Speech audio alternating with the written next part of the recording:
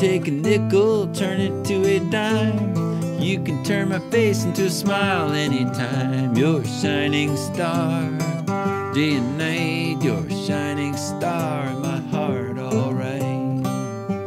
You sing just like a robin, you walk the way you dance. You glitter like the beaches on the south of France. You're a shining star, day and night. You're a shining star with a golden light. Yodelee, yodelee, you can have me laughing a way that no one can. You can bury me up to my neck in the sand. You're a shining star. When you smile, you're a shining star. Wow, where do I start?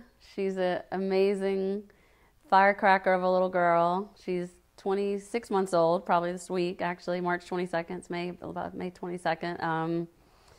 Full of life and personality, and she has made lots of friends that are boys, so we are thinking she definitely is, you know, likes boys, we feel like, which is fine, whatever she ends up liking, but she has made lots of friends with boys in her class. She's got best friend named August and Sam and Hayes Jackson, and so she makes friends wherever she goes. She's really an outgoing little girl, and very verbal, very talkative, and has recently been singing a lot, making up songs with whatever we're talking about. She sort of works them into a song, and has recently been reading books. We've always tried to read her books, but recently has been finding books. She loves little golden books, I guess they're called, and I'll find her sort of quietly sitting there going through the pages. And so while she's a very busy child and loves to explore and climb, she's been climbing a lot on top of things. And but she also is, I can see her getting to the age where she enjoys to kind of sit and look through books. And of course she loves technology. I think she gets that from her dad, and loves the iPad, and you know, loves playing with games on that, but not, I mean, she was really, really into it, but now she's, you know, sort of moving a bit more into you know, liking books and sitting there.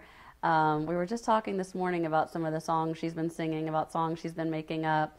She'll sort of be just, you know, if we're driving to school, she'll start saying, she made up a song about riding in Nina's car. Nina is her grandmother on the Carner side, and so she'll say, I'm not going to get the tune right, but riding to school in Nina's car, Nina's car, Nina's car, and or wherever we are, and she'll she loves to sing to her babies in this real high falsetto, like rock-a-bye baby, like real high, but she'll rock her babies. And so she has a remarkable memory.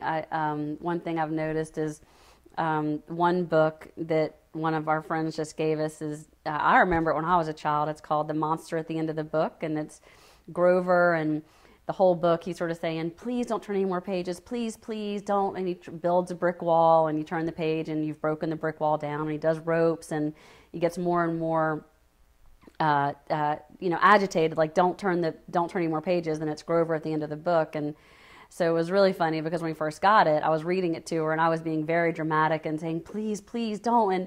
And my dad was there at the same time, and he's like, Alison, her eyes are getting bigger. Like, I think, and then when I got closer to the end, and she ran over to her dad and didn't really even want to be by me at the end of the book. And so I realized I had gone overboard with my dramatics, but now she loves that book. And just, we got on video just earlier this weekend that she was sitting there reading it, turning the pages, and she would say, don't turn the page, and very dramatic reading of The Monster at the End of the Book. And so that's one of her new favorites that she's doing some dramatic readings of. But she can remember the words on the page. Of course, she can't read. She's 26 months or so, and but she can remember the words that are on the page. And so it's so cute to see her flip the pages and say some of the words that are on that page. So she has a remarkable memory in terms of you know, books and the story plot and things like that. So there are a lot of sweet moments that an infant daughter has with her mother and her father. What are some of the sweetest moments that come to mind? Gosh, she's really been sweet lately in terms of we're sort of working through sleeping in, her bed or the sleeping bag or in our bed. And sometimes in the morning she'll end up in our bed, but she'll be so sweet and cuddly. And something she did just in the last week or two as we were sort of waking up, and she grabbed Dave's face with both hands in between his both hands around his face, and just planted a big smack right in the middle of his face and kissed him, and it was just so sweet. And so she's getting more expressive, and with kisses and hugs, and she's also getting a little bit of jealousy. It was funny. We were taking her for a walk this week, and she has a new little big wheel bike, so her feet can't reach the pedal, so she was pushing, and Dave and I were walking, and we were holding hands, and she saw us hold hands, and she stopped on the bike and turned and said, "No holding hands." And we were like, wow, I don't think they tell her that at school, but I don't know where else she would have heard no holding hands. But she didn't want us holding hands. And if she sees Dave and I kiss each other goodbye now, she'll say, I want to kiss. And so she definitely has a sweet spot for her daddy, loves his kisses, but also loves her mommy, I know. And so it's been really cute to see her growing in her affections and giving kisses and knowing she's being really sweet. Isn't bad, so.